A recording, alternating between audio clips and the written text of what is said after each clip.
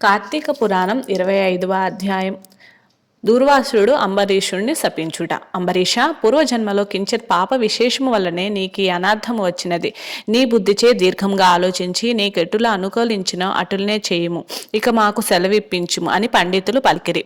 అంత అంబరీషుడు, ఓ పండితోత్తములారా, నాకు నిశ్చితార్థ అభిప్రాయమును ఆలకించి వెళ్ళండి. ద్వాదశి నిష్టను విడుచుట కన్నా విప్రశాపం అధికమైనది కాదు. జలపానము చేయుట వలన బ్రాహ్మణుని అవమానపరిచినట్టు కాదు, ద్వాదశిని విడిచినట్టు కాదు. అప్పుడు దూర్వాసుడు నన్ను ఎలా నిందింపడు. నా తొల్లి పుణ్యఫలమును నశించదు గాన జలపానం అనరించి ఊరుకుందును అని వారి ఎదుటనే జలపానము నొనరించడు. అంబరీషుడు జలపానం అనరించిన మరుక్షణమే దూర్వాసుడు స్నాన జపాదులు పూర్తి చేసుకుని అక్కడికి వచ్చిన వెంటనే ఆ ముని మహారౌద్రకారుడై కండ్ల వెంట నిప్పులు గ్రక్కుచు, ఓరి మదాంధ, నన్ను భోజనముకు రమ్మని నేను రాకనే నువ్వేళ భుజించితివి?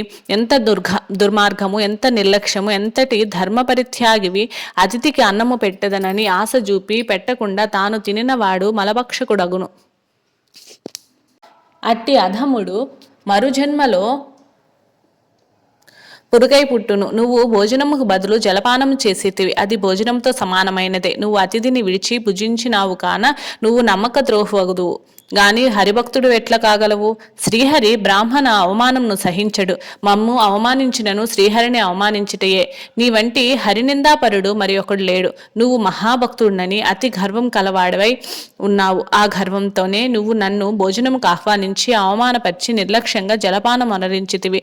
అంబరీష, నీవు ఎట్లు పవిత్ర రాజు కుటుంబంలో పుట్టినావురా? నీ వంశం కలంకం కాలేదా అని కోపంతో నోటికి వచ్చినట్టు తిట్టాను. అంబరీషుడు ముని కోపంకు గడగడా వణుకుచు ముకులిత హస్తముతో, మహానుభావ, నేను ధర్మహీనుడును. నా అజ్ఞానమును చేనే ఈ కార్యము చేసితేనే నన్ను రక్షింపుము. బ్రాహ్మణులకు శాంతియే ప్రధానం. మీరు తపోధనులు దయాదాక్షిణ్యములు గలవారు కాన నన్ను కాపాడండి అని పాదములపై పడేను.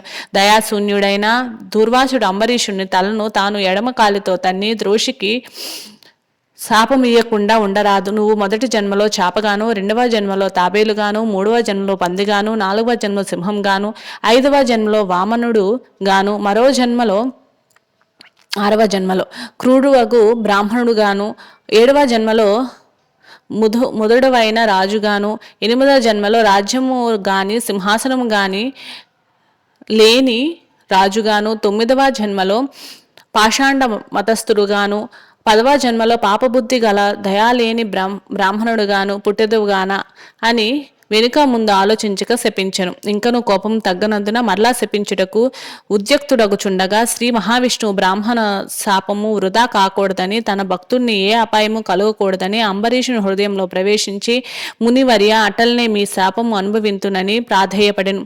కానీ దూర్వాసుడు ఇంకనూ కోపం పెంచుకొని శపించిపోగా శ్రీమన్నారాయణుడు తన సుదర్శన చక్రంను అడ్డుపెట్టిన. ఆ సుదర్శనము కోటి సూర్య ప్రభలతో అగ్నిజ్వాలలు రక్కుచు దూర్వాసునిపై పడబోయెను. అంత దూర్వాసుడు ఆ చక్రం తనని మసిచేయనని తలచి ప్రాణముపై ఆశ కలిగి అచ్చటి నుంచి బ్రతుకు జీవుడా అని పరిగెడెను. మహా తేజస్సుతో చక్రాయుధం దూర్వాసుని తరుముచుండెను. దూర్వాసుడు తనను కాపాడమని భూలోకంలో ఉన్న మహామునులను, దేవలోకంలో ఉన్న దేవేంద్రుని, బ్రహ్మలోకంలో ఉన్న బ్రహ్మదేవుణ్ణి, కైలాసంలో వెళ్ళి పరమేశ్వరుని ఎంత ప్రార్థించను వారు సైతము చక్రాయుధం నుంచి దూర్వాసుని కాపాడలేకపోయారు. పంచవింశోధ్యాయము 25వ అధ్యాయము 25వ రోజు పారాయణం సమాప్తం. స్వస్తి. ఓం నమః శివాయ. ఓం నమః శివాయ. ఓం నమః శివాయ. హర హర మహాదేవ శంభో శంకర. ఓం నమో భగవతే వాసుదేవాయ.